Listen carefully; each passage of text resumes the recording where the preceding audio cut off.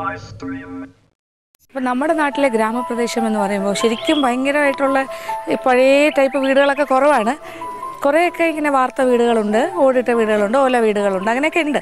പിന്നെ ഹോളോ ബ്രിക്സാണ് കൂടുതലായിട്ട് ഉപയോഗിക്കുന്നത്. പഴയ മൺകട്ടയൊന്നും ഇപ്പോൾ കാണാനില്ല, ചുടുകട്ട ഉണ്ടാവും, ചെറുതായിട്ട് പൂശിയിട്ടുണ്ട്. അപ്പോൾ പല ടൈപ്പ് ഓഫ് വീടുകളുണ്ട്. അപ്പം ഞാൻ ഉദ്ദേശിച്ചിറങ്ങിയെന്ന് വെച്ചാൽ നാട്ടിൻ പുറത്തെ ഒരു മീൻ കറി.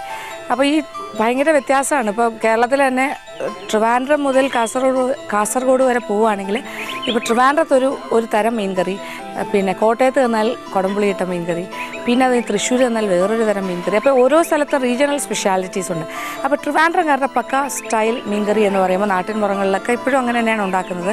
പരിഷ്കാരം ഒന്നും വലുതായിട്ട് കാണിക്കാതെ നമ്മളൊരു എക്സ്പെരിമെൻറ്റേഷൻ ഒന്നും പോകാണ്ട് ചെയ്യുകയാണെങ്കിൽ തനി നാടൻ സ്റ്റൈൽ എന്ന് പറഞ്ഞാൽ ഇവിടുത്തെ സ്റ്റൈൽ എന്ന് പറഞ്ഞാൽ സാധാരണ പുളി, അതായത് സാമ്പാറിലൊക്കെ പിഴിഞ്ഞൊഴിക്കുന്ന പുളി പിഴിഞ്ഞൊഴിച്ച് അതിൻ്റെ കൂടെ മല്ലിയും മുളകും ചെറുതായിട്ട് വറുത്ത് തേങ്ങയും ചേർത്തരച്ച് മുരിങ്ങയ്ക്കൊക്കെ ഇട്ട് ഒരു നാടൻ രീതിയിൽ ഉണ്ടാക്കുന്ന രീതി, ആ ഒരു രീതിയാണ് ട്രിവാൻഡ്രംകാരുടേത്. അപ്പോൾ അങ്ങനെ ഒരു ടിപ്പിക്കൽ ട്രിവാൻഡ്രം സ്റ്റൈൽ മീൻ കറിയാണ് നമ്മൾ കാണാൻ പോകുന്നത്. അതിന് വലിയ നെയ്മീനൊന്നും വേണമെന്നില്ല, സാധാരണ പാര, അയല, കൊഴിയാള ഇങ്ങനെയുള്ള മീനുകളും മത്തിയെല്ലാം അങ്ങനെ തന്നെ ചെയ്യും. അപ്പോൾ ഇവിടുത്തെ ഒരു നാടൻ വീട്ടിലേക്ക് ഞാൻ കയറാൻ പോകണം. അവരുടെ വീട്ടമ്മ എങ്ങനെയാണ് മീൻ കറി തയ്യാറാക്കുന്നതെന്ന് കാണാം. അപ്പോൾ ഞാനൊരു വീട്ടിലേക്ക് ഇപ്പോൾ ഇടിച്ച് കയറിയിരിക്കുകയാണ്. ഇവിടുത്തെ വീട്ടമ്മ ഇപ്പോൾ ബിസി ആയിട്ട് ഇന്ന് ഉച്ചക്കലത്തേക്കുള്ള മീൻ കറിയും ചോറും ഒക്കെ തയ്യാറാക്കുന്ന തിരക്കിലാണ്. അപ്പോൾ മീൻ കറിയുടെ കുറേ കാര്യങ്ങളൊക്കെ എടുത്ത് വെച്ച് തുടങ്ങുന്ന സമയത്ത് തന്നെ ഞാൻ വന്ന് കയറി, അത് കൃത്യമാണ്.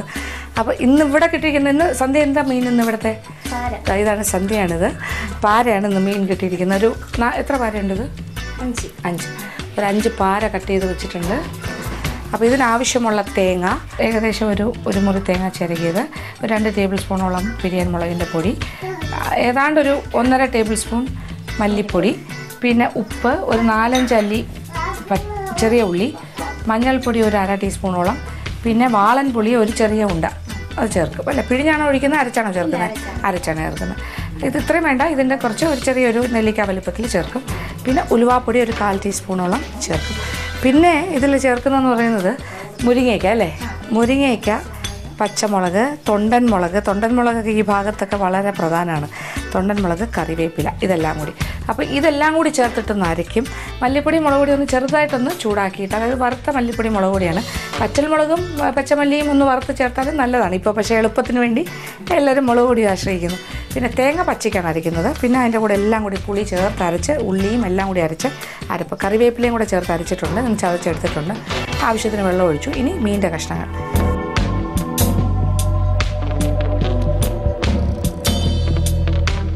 ഇനി അവസാനം ഉപ്പ് മാത്രമേ ചേർക്കാനുള്ളൂ, കുറച്ച് ഉപ്പും കൂടി ചേർക്കണം. അപ്പോൾ എല്ലാം ചേർത്ത് കഴിഞ്ഞു. പണ്ടൊക്കെ ആണെങ്കിൽ മീൻ ചട്ടിയിൽ തന്നെയാണ് തയ്യാറാക്കുന്നത്. ഇപ്പോൾ കുറച്ചുകൂടെ വ്യത്യാസം വന്നു. ഇപ്പോൾ നാട്ടിൻ പുറങ്ങളിലും ചട്ടിയൊന്നും ഇപ്പോൾ കാണാനില്ല.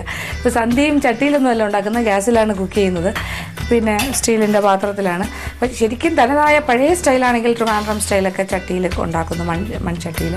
ഇവിടുത്തെ കാര്യങ്ങളൊക്കെ പറഞ്ഞു തന്നെ സന്ധ്യ പരിചയപ്പെടുത്തി തന്നത് മിസ്റ്റർ പപ്പിയാണ്. പപ്പി ഇവിടുത്തെ ഒരു പ്രധാന ആളാണ്. സന്ധ്യ പപ്പിയുടെ ഒരു കസിൻ സിസ്റ്ററായിട്ട് വരും. അപ്പോൾ ഇനി ഒന്ന് തിളച്ച് കഴിഞ്ഞിട്ട് കുറച്ചൊന്ന് വെന്ത് കഴിഞ്ഞിട്ട് അടപ്പ് മാറ്റിയിട്ട് ചെറിയ രീതിയിലിട്ട് വേവിക്കും. ആവശ്യത്തിന് ചാറൊക്കെ വേണം.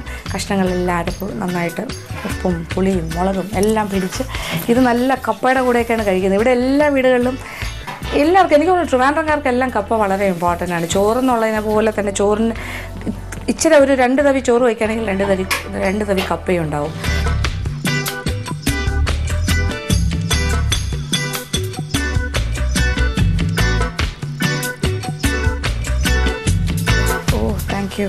സന്ധ്യതെ കപ്പയും റെഡിയാക്കിയിട്ടുണ്ട്, മീൻ കറിയും റെഡിയാക്കി കഴിഞ്ഞു. നാടൻ തിരുവനന്തപുരം സ്റ്റൈലിലുള്ള മീൻ കറിയാണ്.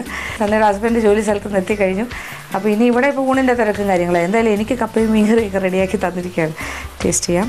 ഇത് നമ്മൾ സ്ഥിരം കഴിക്കുന്നൊരു വിഭവമാണ്. നന്നായിട്ടുണ്ട്, കറക്റ്റ്. ആ മീൻ ഇങ്ങനെ തിളച്ചുകൊണ്ട് വരുമ്പോൾ തന്നെ മണം അടിക്കുന്നുണ്ടായിരുന്നു.